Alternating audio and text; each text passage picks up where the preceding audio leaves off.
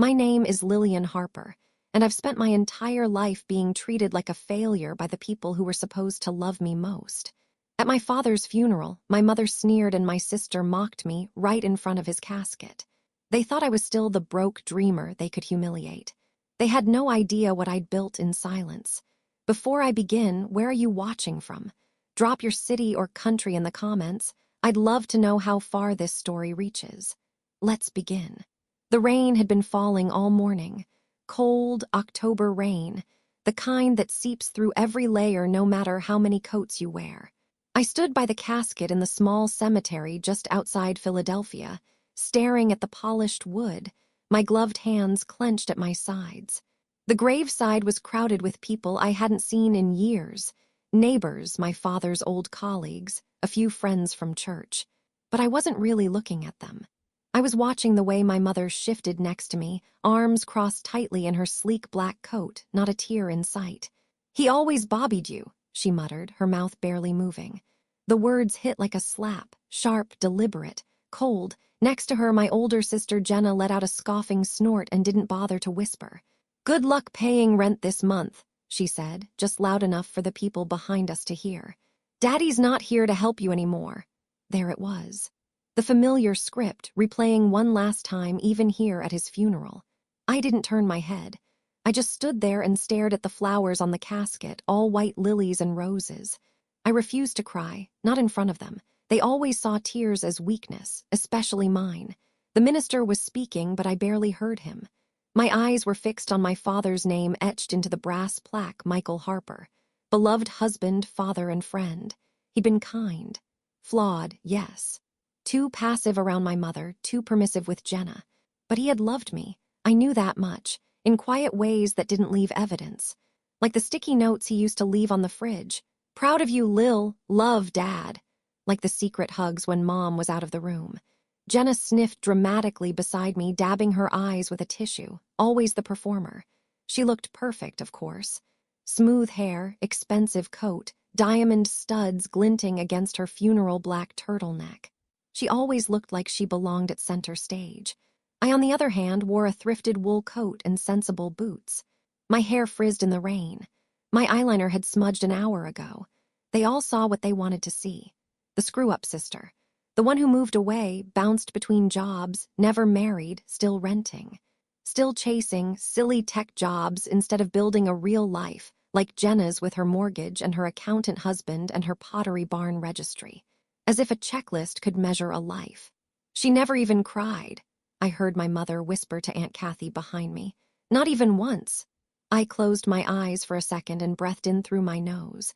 It smelled like wet leaves, damp wool, and lilies, my father's favorite flower. When the service ended, I stepped forward and placed a small white envelope on the casket. It held a note, just one sentence. "I won't forget the quiet ways you believed in me." Jenna watched me with narrowed eyes as I walked away. I knew she wanted a scene. Something to feed the family gossip chain. But I wouldn't give it to her. Not here, not yet. Back at the car, I paused with my hand on the door, feeling the sting of cold wind against my cheeks.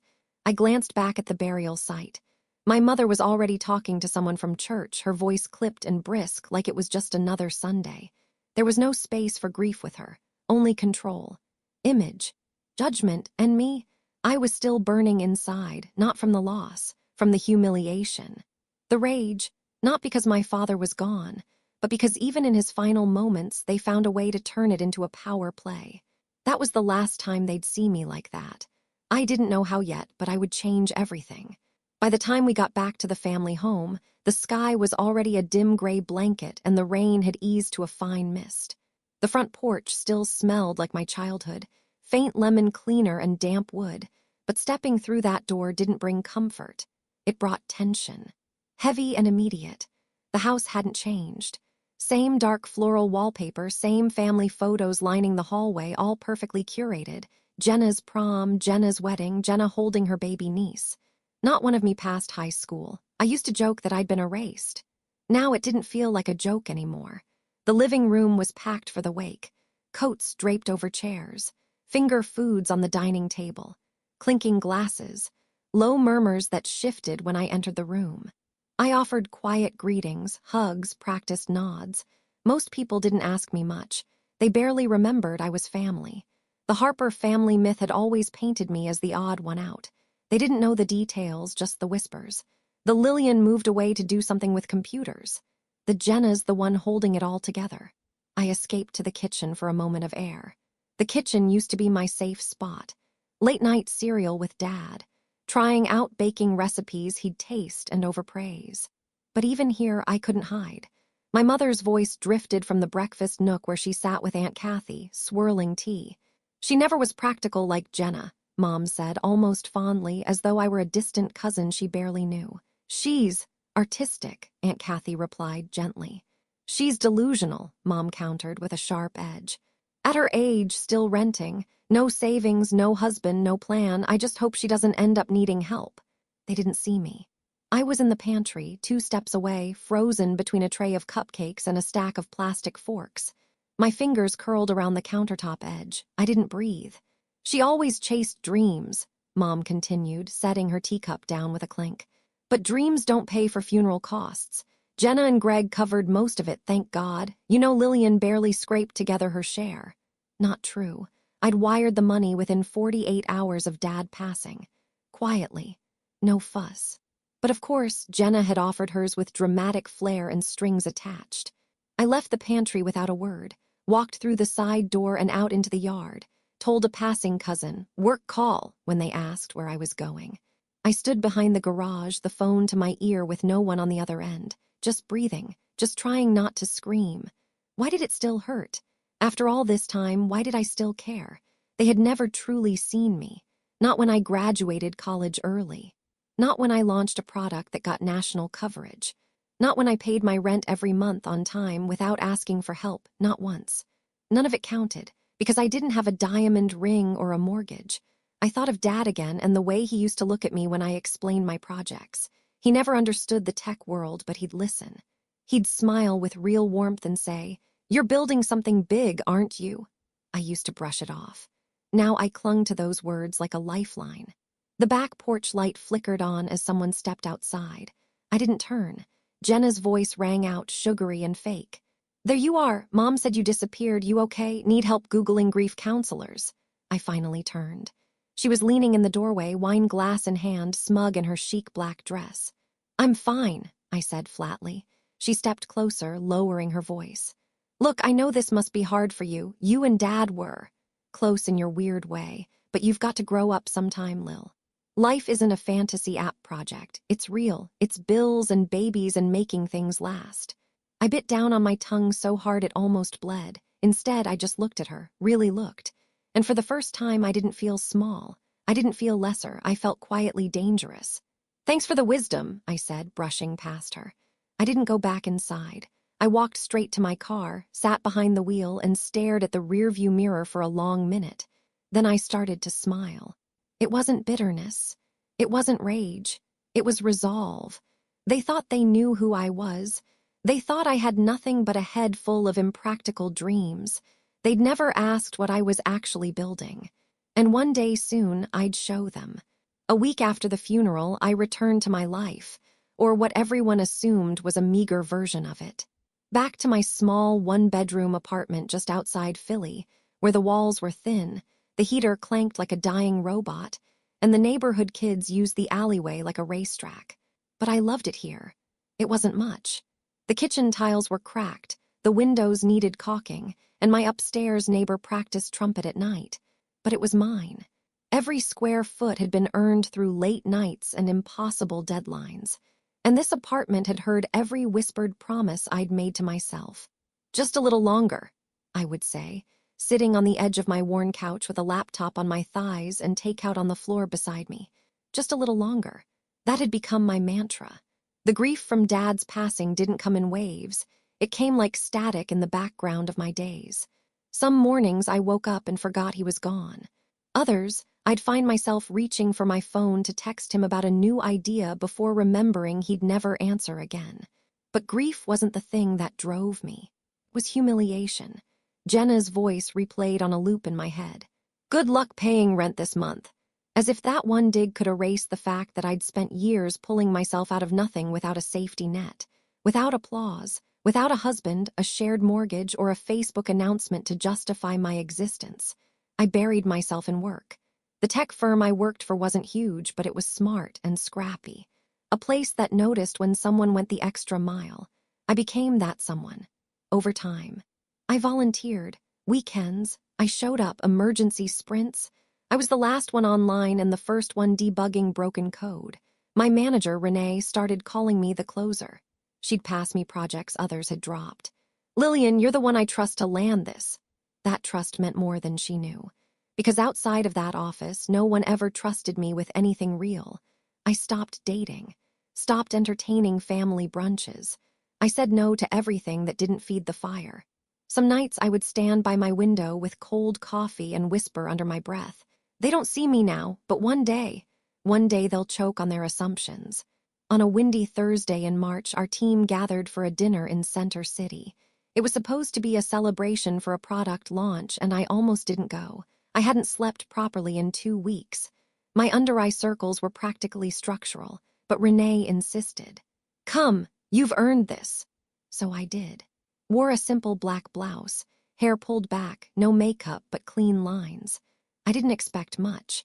The restaurant buzzed with laughter and clinking glasses, the kind of upscale noise that reminded me I was very far from the peanut butter sandwiches and instant noodles of my first startup job.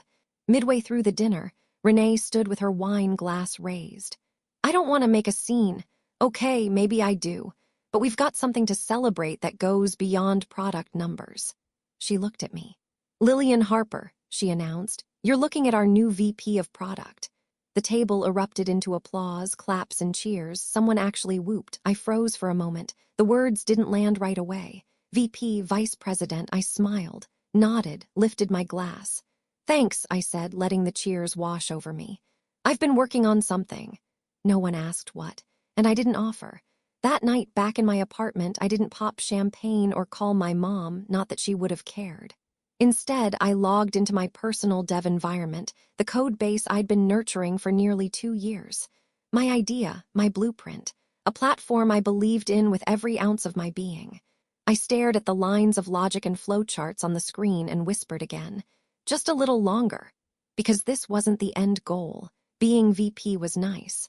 But I wasn't climbing someone else's ladder anymore. I was building my own, brick by silent brick. And when the time came, I wouldn't announce it with fanfare. I'd let the silence shatter them. 6 months later, I found myself sitting in a glass conference room in Old City, across from a suited attorney with silver-rimmed glasses and a voice so calm it made everything feel like a formality, even though my entire life was about to shift. He slid the final page across the table toward me. I held the pen, fingers trembling slightly, and signed my name in 4 clean strokes. That was it. My startup, my solo-built, code-by-code brainchild, had just been acquired. The deal was clean, lucrative, more than I'd ever dreamed of. I'd spent months negotiating in silence, consulting legal friends, and comparing offers in private Zooms. No one at my job knew what I was doing on weekends. Not even Renee. I'd handed in my resignation 2 weeks ago under the polite guise of pursuing something personal. She hugged me hard, her voice warm. "They're lucky to have you, wherever you're going." If only she knew. I stepped out into the sunlit cobblestone streets of Old City, my handbag tucked under one arm, my face flushed with adrenaline. The air smelled like spring and old bricks and possibility. I had done it. Not loudly. Not with a LinkedIn announcement or a bragging brunch post. I didn't even text anyone right away, except Marla. Marla had been my friend since undergrad, one of the few who never questioned my ambition. She worked in finance, numbers made her happy, and she never once rolled her eyes when I said things like, "I'm going to build something that changes lives." That night, we met at a little wine bar tucked under a bookstore, the kind of place with real candles and a piano player who never played anything newer than the 70s. I slid a small envelope across the table toward her. "What's this?" she asked. "NDAs are weird," I said with a grin. "But the check's cleared this morning. It's done." Marla opened the paper, scanned the number inside, and blinked. Hard. "Lillian," she whispered, leaning forward, "girl, you're rich." I sipped my wine. "Let's keep it between us." She sat back, staring at me like I just admitted I was royalty in disguise. You're really not going to tell anyone, I shrugged. Why, so they can start pretending they always believed in me? She didn't argue, just lifted her glass. To revenge, she said with a smirk. I clinked my glass to hers. To freedom. That night after we hugged goodbye, I took a walk through Chestnut Hill. I didn't have a plan at first, I just wanted to see something beautiful. Tree-lined streets, slate roofs, old stone houses tucked behind iron gates, then I saw it. A sprawling estate, ivy crawling up the sides like time itself had chosen to embrace it. Massive windows, a curved driveway, a front door that looked like it had secrets. There was a tiny FOR sale sign near the front gate. I stared at it for a long time. The next morning, I called the agent. I'd like to make an offer, I said, still in my pajamas, coffee in hand. Would you like to schedule a walkthrough first? She asked. No, I said. I know what I'm buying. It took one wire transfer, one anonymous LLC filing, and a few background checks. I didn't haggle, didn't tour, didn't even blink at the number. I got the call 5 days later, offer accepted. The house was mine. Marla was the only one I told. You bought a mansion, she whispered on the phone like the FBI was listening. It's not about the size, I replied. It's about the silence it comes with. She didn't get it right away. But she would. One day soon, everyone would. But for now, I wanted to enjoy the quiet, to walk barefoot across the marble floors, to light candles in the empty halls, to feel my success without explaining it just once. I had built something from ashes. And no one, not my mother, not Jenna, not a soul in that cemetery, had any idea who they were talking down to anymore. They thought I was still the struggling sister. They were about to learn just how wrong they were. It was Sunday brunch at Jenna's favorite bistro. You know the type. White marble tables, overpriced croissants, and waiters trained to raise an eyebrow if you ordered plain coffee. I was late on purpose. When I arrived, Jenna was already sipping her mimosa, and my mother was checking her reflection in the back of her butter knife. Nothing had changed. Same tight smiles, same side glances. I took my seat and folded the napkin across my lap as if I hadn't just moved into a house bigger than either of theirs combined. You're still in that little rental, aren't you? Mom asked, not bothering with pleasantries. I stirred my coffee. Still there. She clucked her tongue. You're pushing 40, Lillian. Don't you want to settle into something? Real, I almost laughed. Jenna cut in, brushing a crumb from her pristine blouse. Well, some of us are making moves. Greg and I just got approved for our loan. We're closing on the house in 2 weeks. 4 bedrooms, finished basement, great school district. She said it like it was a medal. That's great, I said with a soft smile. Congratulations. Mom beamed. You see, Jenna understands priorities, family, stability she didn't waste years chasing. Whatever it is you do. I looked down at my plate, pushing eggs around with my fork. I could have said a lot. I could have explained how I'd sold a product for 7 figures, how I had just fired my financial planner because he got starstruck during our second meeting, how the house I'd bought in Chestnut Hill made Jenna's future cul-de-sac look like a dollhouse. But instead, I said nothing, because this wasn't about facts. It was about performance, and I'd learned how to play the role they expected. Maybe one day I'll own a house too, I murmured, lifting my cup to hide the smile curling at the edge of my mouth. Jenna reached across the table and gave my hand a patronizing squeeze. You might finally get to say you've been inside a real house. My mother chuckled like that was the height of wit. I didn't pull away. I didn't correct her. Instead, I smiled wider. I'd love to help you settle in. They both blinked. Help, Jenna asked. You know, move-in day. I can bring cupcakes or something. I'm good at the small stuff. Oh, she said, her tone already filing me into the helpful, harmless sister drawer. That's sweet. And just like that, the lie settled over the table like fine dust. I was still the renter, still the one who brought baked goods and stayed in her lane. They didn't know I owned 2 LLCs, had stock options in 3 emerging firms, and had just hosted a private lunch with a senator's tech advisor in my own backyard. They didn't ask, because they'd already decided who I was. And I was done correcting them, because this was the fun part. Let them keep underestimating me. Let them make toast after toast, smug and sure. They thought the punchline was mine. They had no idea the setup was still in progress. 2 Saturdays later, I pulled up to Jenna's new townhouse in a borrowed hatchback. wearing my oldest jeans and a faded hoodie that still smelled like old paint from my last apartment fix-up. The air was crisp, the sky washed out gray, and a cardboard box slid against my arm as I nudged the front door open with my elbow. "Delivery from your favorite unpaid moving crew," I called out lightly. Jenna appeared at the top of the stairs, her blonde bob swinging as she descended with theatrical grace. "You made it," she said with a thin smile, arms crossed but not hugging me. "Thought maybe you got stuck in traffic or in your feelings." I smiled back. "Just picking up cupcakes."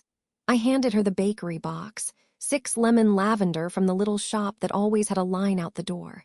She didn't thank me, just set it on the kitchen island without comment and gestured toward the stack of boxes near the hallway. "Those are shoes. Be gentle. Greg's already yelling about closet space." The townhouse smelled like fresh paint and ambition. Everything was beige and new, no art yet, no scuff marks, no life. Mom sat in the kitchen, wearing rubber gloves and wiping down shelves with more force than necessary. "There's my little helper," she said as I entered. "You're good at these little chores, it's your role." I blinked at her. "My role?" She didn't even look up. "You're detail-oriented, never the center of attention but always reliable. You've always been better with errands and organizing. Let the people with bigger lives handle the rest." It landed like a pin to the throat, but I nodded. Of course. Then I glanced at the drawer by the sink, the one labeled "Movin' Funds" in Jenna's tidy handwriting. I waited until they turned away and slipped the envelope in. $1,000 in crisp bills, quietly tucked among checklists and extra tape. I knew what would happen. Jenna would find it later and assume Mom had left it, or maybe she'd think Greg's parents chipped in. She'd never guess it came from me, and I didn't want her to. Not yet. Not until she saw what kind of life I'd actually built. But part of me still wanted to help her settle in. Not because she deserved it, not because she'd asked nicely, but because I remembered what it felt like to walk into an empty place and wonder if you'd made a mistake. Because I wasn't like her. I didn't get revenge through snide comments or backhanded congratulations. I played the long game. I brought cupcakes and carried boxes and disappeared before anyone noticed I'd been there. But the envelope was real. The money was real. And soon my life would be too big to stay invisible. Let them think I was just good at the small stuff. I'd built something massive while they were laughing. And the best part, they were still clapping for a performance I was already rewriting behind their backs. Jenna's housewarming was exactly what I expected.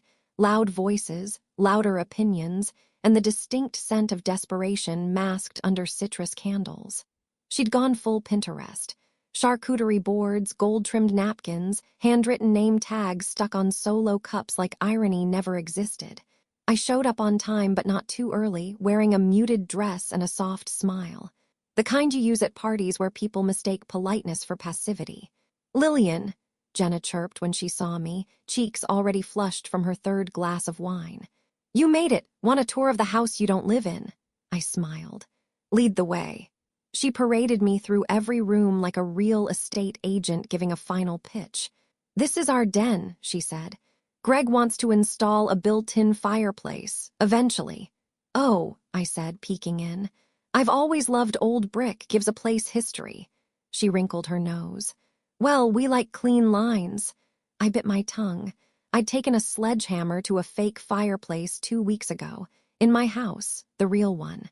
We ended up back in the kitchen, where guests milled around grazing on imported olives and tiny crackers no one actually liked. Our mother stood at the center of it all, a wine glass in hand, and that satisfied air she always wore when surrounded by people she could manage. As the conversation dipped, she raised her glass. "Let's make a toast, shall we?" People turned. She looked at Jenna with a glossy-eyed smile. "To my darling girl. You finally made it, sweetheart." Her gaze shifted briefly to me, sharp and dismissive. Unlike some people. The room laughed, some politely, some awkwardly. I stood very still. Jenna jumped in with a grin. "At least I'm not still renting like some sad soul." The words bounced off the kitchen tiles like rubber bullets. I laughed too, just enough to keep the temperature light. "A little jealousy's healthy, right?" I said lightly, taking a sip of my drink. It got a few chuckles. Even Mom smiled like I'd proven her point. They thought they'd scored a win. a cute little jab at the run of the family. They didn't realize I'd built the field, made the scoreboard, and owned the stadium. I stood among them like a ghost in designer shoes they assumed were knockoffs. Let them celebrate. Let them have their wine and reheated shrimp puffs and mistaken assumptions. It was a strange kind of freedom, being underestimated. It gave me room to breathe. I slipped outside after the toast, letting the patio air cool the heat rising in my throat. From inside, I heard someone ask Jenna about her mortgage rate. She answered too quickly. I caught the tremor in her voice. That's when I realized she wasn't mocking me because she felt powerful. She was mocking me because deep down she knew. Maybe not the specifics. Not the address or the wire transfers or the sheer size of the life I now held quietly in my hands. But she knew something had shifted, and it terrified her. I leaned against the railing, watching the sun dip low over the neighboring rooftops. Soon I'd let them see it all. But not yet. Let them toast to their version of me a little longer. Because the reveal, it would taste better when served with their own words still echoing in their mouths. 3 days had passed since Jenna's housewarming party, and my phone had been quiet. Too quiet. Not a thank you. Not a message from Mom. Not even one of Jenna's usual passive-aggressive texts checking to see if I'd found a better laundry detergent yet. I should have known that meant she was cooking something petty. It arrived on a Tuesday morning. I was in my new kitchen, sunlight pouring through cathedral windows onto the marble island where I was arranging fresh tulips in a vase. My phone buzzed. Jenna. LOL, still not interested in renting tea rooms, but TA checks for invite. I stared at the message for a solid minute, rereading it. I had sent her my new address the night before, carefully worded like a casual afterthought. If you're ever nearby, drop in for tea. The scones are worth it, a small gesture, no expectations, just a quiet opening. But she turned it into a punchline, tea rooms. She thought I was still in that cramped apartment with thrift store cups and chipped saucers. She pictured me lighting a scented candle and pretending I lived somewhere refined. That was the narrative. That was her comfort zone. I set the phone down and smiled, actually smiled, because it meant the illusion was still intact. My cover hadn't slipped. She still believed I was beneath her, and that made what I was about to do feel delicious. I turned to my pantry walk-in, stone-lined, stocked with imported teas and polished copper canisters. I selected a lemon verbena blend just for the poetry of it. Then I went to the kitchen island, ran my hand along the surface. Pure Carrara marble, a gift to myself. I placed a fresh vase of white ranunculus in the center. There was nothing fragile or pretend about this house. It was elegance, grounded and real. Old wood, stone bones, glass doors that folded back to reveal a private courtyard garden. The place was so far beyond Jenna's imagination she couldn't even conceive it as real. But she would. Soon. Later that night, I sat at the wide bay window with a cup of tea cooling beside me. I opened Jenna's message again. The LOL still blinked at me like a dare. I whispered aloud, "Oh, you'll want to drink tea at this one." Then I set the phone down, opened my laptop, and pulled up the home security app. 3 cameras, front gate, driveway, main entry. The silence I'd built was about to end. I arranged the pillows on the couch, lit a single vanilla sage candle, and placed the scone tray on the marble like it was a stage prop in a play she didn't know she'd been cast in. I was ready. The revenge wasn't loud. It wasn't angry. It was warm light spilling through antique glass. It was fresh flowers in every room. It was the sound of gates swinging open on command. She wanted a performance. I was about to give her the 3rd act reveal of her lifetime. And the best part? She'd walk straight into it, thinking she was slumming it in my little rental tea room. I didn't reply to her message. I didn't need to. I had already said everything I needed to say. I'd sent the address. All I had to do now was wait. 3 days later, the buzzer rang. It was a slow, indecisive press, like someone wasn't sure if they should be here at all. I was in the sunroom reading when I heard it. The intercom crackled with static before Jenna's voice came through, hesitant and breathy. Hey, it's me. Jenna, I was nearby, figured I'd see your apartment." Her voice trailed off like even she wasn't convinced by what she was saying. I rose slowly, walking barefoot across the stone floors to the panel beside the front door. The camera feed showed her standing in front of the black iron gates, wrapped in a leather jacket, sunglasses perched on her head like armor. Her SUV idled behind her, gleaming under the dappled sunlight. I pressed the button, my tone breezy. "Come on in. I made lemon scones." There was a pause. Then the mechanical hum of the gate unlocking filled the air, followed by the creak of it opening wide. She drove in slowly, like her car didn't quite believe it was allowed here. I stood just inside the foyer as the front door's glass panes cast warm gold streaks across the wood floor. Outside, the driveway curved through manicured hedges and past the fountain that still surprised me sometimes. I didn't dress up. I didn't need to. I wore soft jeans and a gray cashmere sweater. Barefoot, no makeup, hair in a loose braid. Comfortable. Still the Lillian she remembered. Just. Relocated. The doorbell rang. I opened it. There she was. Frozen on the front step, keys dangling from her hand, mouth slightly open. Her eyes bounced from the columns to the tall windows to the double doors behind me. "This is yours?" she asked, blinking like she was trying to reboot. I stepped aside. "Come in," I said. "Tea's hot." She walked in slowly, her heels clicking across the foyer tiles, echoing into the high ceiling. The chandelier sparkled. The sunlight spilled like honey. The house didn't shout. It whispered, "You misjudged everything." I led her into the kitchen, where the scones waited on a ceramic platter. She said nothing for a long beat, just turned in a slow circle. "I thought you said you were still renting," she finally said, voice sharp with accusation more than confusion. "I said I wasn't ready to buy," I corrected. "Didn't lie. But this isn't some tea room in the suburbs." "No," I agreed. "It's not." She glanced toward the window where the courtyard peeked through the glass. "I thought you were broke." "I never said that either," I replied, pouring tea into delicate white cups. "You assumed." She didn't sit, she didn't touch the scones. She was unraveling, and I watched it quietly, the way someone watches a pot boil over after too long on high. I didn't gloat, didn't smirk. I simply lived in the truth out loud in front of her. "You built this?" she asked, finally sinking into one of the bar stools. "Yes." "By yourself?" "Yes." "With what, Lillian?" "With everything you said didn't matter," I replied calmly. "The ideas you laughed at, the job you called a phase, the work you dismissed as chasing dreams. That's what built this." She opened her mouth, then closed it. I passed her a scone. "Try one. They're from that little bakery you like back when you used to say I couldn't afford it." She took it slowly, her pride clearly clashing with her appetite. The silence stretched between us. Then her phone buzzed on the counter. Her eyes flicked down. She answered it quickly, turning away, but not far enough. "Mom," she hissed into the speaker. "You have to come right now. You won't believe this." I just kept pouring tea, as if I hadn't been expecting that call the whole time. 10 minutes later, the security gate buzzed again. This time, I didn't need to ask who it was. The camera showed my mother standing outside Jenna's car, one hand on her hip, the other clutching her purse like she was about to walk into a courtroom and cross-examine the judge. I pressed the button. "Come in," I said. The gates creaked open once more.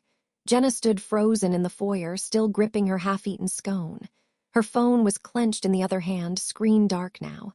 She hadn't said much since that call, just paced back and forth between the marble island and the sunlit window like her brain was trying to catch up with what her eyes refused to believe.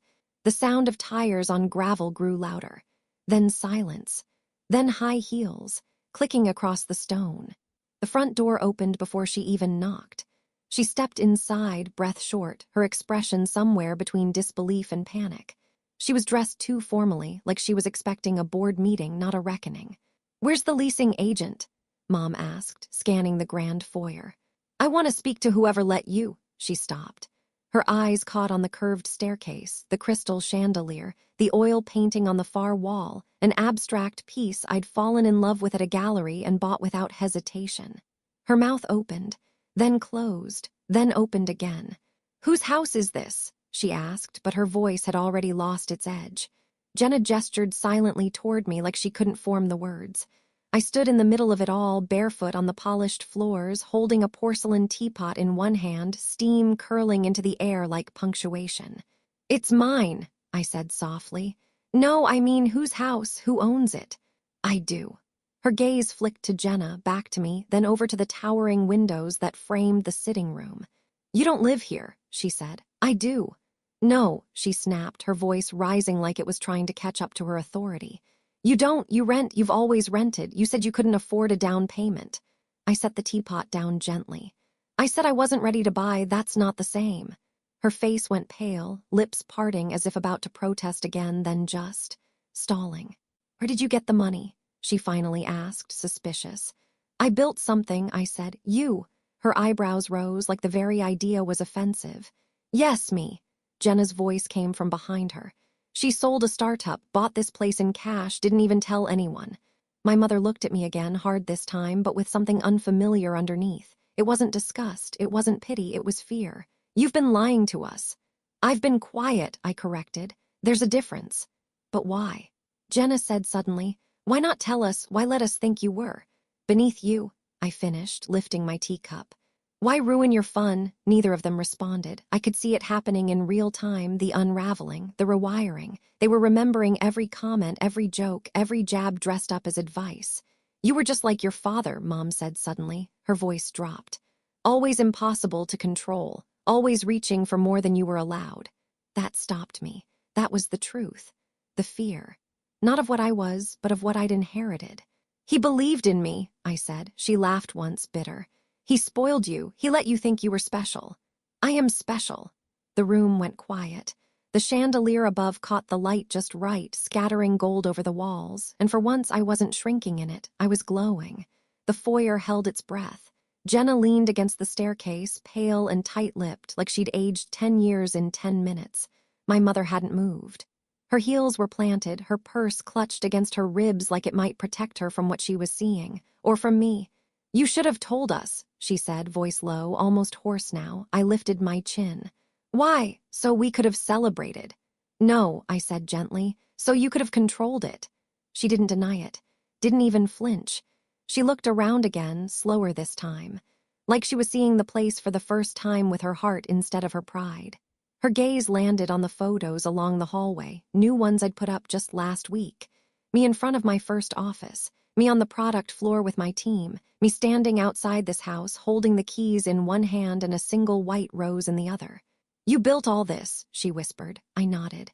"Every line of code, every pitch, every sleepless night." Her face crumpled slightly, not from sadness, from something older. Regret, maybe. "You never asked us for help," she said. "You never offered." She looked down, blinking fast. Jenna straightened suddenly, latching onto that thread. "Because you've always been secretive. Even as a kid, you never let anyone in. You acted like you were better than the rest of us." "No," I said. "I acted like I had dreams that didn't fit in your boxes." She went still.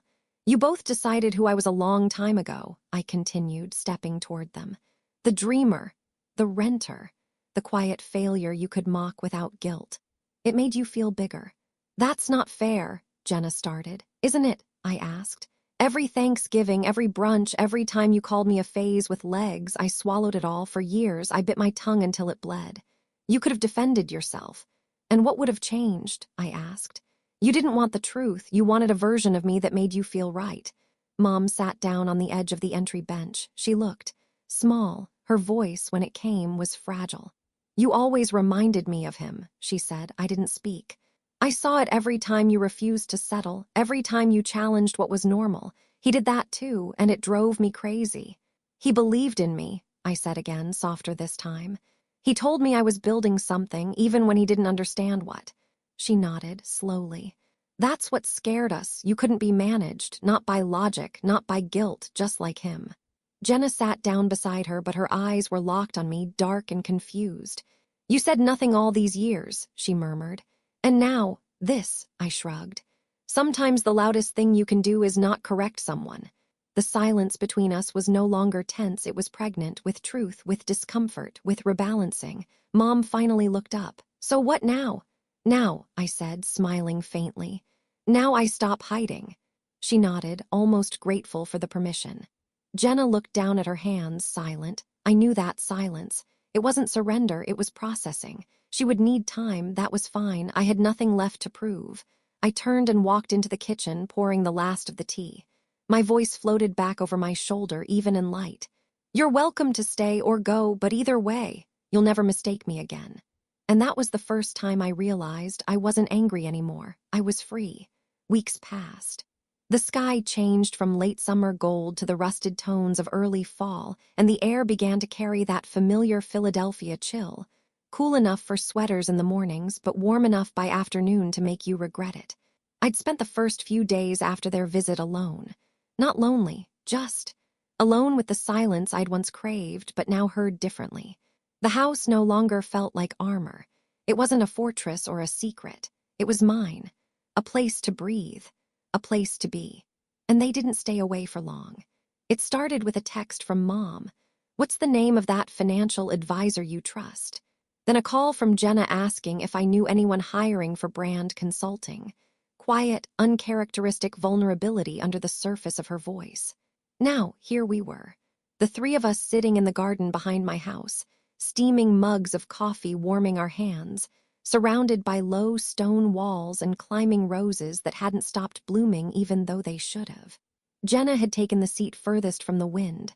Mom wore one of my scarves. I sat in the middle, wrapped in a shawl that still smelled like the cedar closet I kept it in. The silence between us was no longer barbed. It was soft. A truce. Jenna was the first to speak. "Greg and I are putting the townhouse on the market." I raised an eyebrow. "Already," she nodded. "It's too much house for not enough happiness. I think I was just trying to prove something." "To who?" I asked. She didn't answer. But she didn't need to. Mom sipped her coffee slowly. "I called the pension office yesterday. They're sending the paperwork. I didn't realize how much I'd let things sit undone." "That's okay," I said. "We'll go through it together." She looked at me for a long moment. "I wish I'd seen you sooner." The words came slow, deliberate, like they'd been rehearsed and re-edited 100 times in her head. "I kept thinking I needed to push you to fit a mold so you wouldn't get hurt out there. But maybe the mold was the thing hurting you." I didn't cry, but my hands tightened around the mug. Jenna sighed. "I still don't get how you stayed so calm, how you let us just treat you like that." I gave her a small, knowing smile. "I didn't let you, I just outgrew the need to convince you." Mom chuckled softly. "You really are your father's daughter." At that, the breeze shifted. A squirrel darted across the stone path. For a moment, none of us spoke. Then Jenna's voice, quiet and more human than I'd heard in years. "What do you think Dad would say about all this?" I looked out at the garden where the early leaves had begun to curl yellow on the edges, and I smiled. "He'd say I did okay," I murmured, and finally stopped hiding. The wind answered for him, rustling the ivy across the brick. That moment held something different. Not regret, not even forgiveness. Grace. The kind that doesn't need declarations or grand reconciliations. Just three women breathing in the same morning, no longer trying to win, just being. And for the first time in years, that was enough. A year can change everything. Not just circumstances, but how silence sounds. How your own name feels when you say it aloud. How grief softens into gratitude and how revenge stops being necessary once you've rewritten the ending. The day was gray and cold, just like the one before it all changed. Same cemetery, same slope of earth. But this time, I wasn't hiding behind sunglasses or shame. I came alone, walking up the gravel path toward my father's grave, holding a newspaper tucked under one arm, a bouquet in the other. Not roses, not lilies. Eucalyptus and white peonies, his favorite. Subtle, clean, almost invisible to others but meaningful to us. The headline was folded clean across the bottom of the front page of the business section. Lillian Ray's to deliver keynote at National Tech Innovation Summit beneath it. A photo of me on stage at last year's Women in Tech Awards. Laughing, radiant, in a black jumpsuit that made me feel like I finally belonged in the space I had built for myself. I laid the bouquet carefully at the base of the stone. Then, kneeling, I spread the newspaper flat so it wouldn't curl at the corners. It looked strange there, so loud and modern on that quiet, aging granite. But I liked the contrast because I was the contrast. "Hey, Dad," I said softly. The wind pushed my hair across my cheek. I didn't brush it back, I just kept talking. "You missed a lot, but also, not really. You already knew, didn't you?" I looked up at his name, carved deep into stone that still looked too fresh even a year later. Samuel M. Ray's beloved husband, father, dreamer. I used to think I had to prove something to them, I continued. To Mom, to Jenna, to the whole family, that I wasn't soft, that I wasn't naive, that choosing a different path didn't mean I was lost. A breath caught in my throat, but I kept going. But the truth is, I needed to prove it to myself, and I did. A bird landed on a nearby headstone, just sat there, watching. I sold the company, bought the house. I didn't tell them at first. You'd probably say that was petty. I laughed a little, but you'd also smirk because you get it. My fingers brushed the edge of the paper, my face in print, my name above the fold. They say the best revenge is living well, but for me it wasn't revenge, it was revelation. I stood, brushing my hands against my coat. And now, I whispered, now I don't need to win arguments that don't matter. I turned to walk back down the path, my boots crunching gently against gravel. Halfway down, I stopped. Because I remembered something he used to say when I was little, usually when I messed up a science project or brought home a B- on a test. You're not here to fit in, Lil. You're here to expand. I closed my eyes and breathed that in. I didn't just expand. I became. I left the cemetery with that headline behind me and a future ahead that no longer needed to be hidden or justified. And for the first time, I wasn't walking away from something. I was walking into who I was always meant to be. I finally believe in me too, I whispered one last time just for me. And this time it wasn't a hope. It was a fact.